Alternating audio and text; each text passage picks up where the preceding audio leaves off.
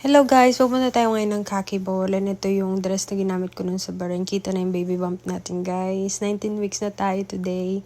Nagkasya pa yung aking dress. And ayan nga, papunta na kami sa venue. Ang venue natin ngayon ay kakaiba. Nasa aquarium, Virginia Beach ba yan?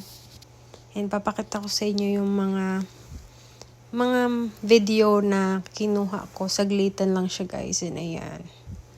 O diba, ito yung pinakamagandang view sa loob, papasok. Tapos, ayan, tuwan-tuwa kami sa mga nadadaanan naming view. And, andito na nga kami sa loob, guys. Nag-meet and greet din yung parang, nakilala ko din yung mga spouse ng ibang katrabaho ni Travis, nakakatuwa. And, ayan. Tapos, after nyan, kakain na kami, pumila kami para sa pagkain. And after nyan, sumaglit lang talaga kami and umuwi na.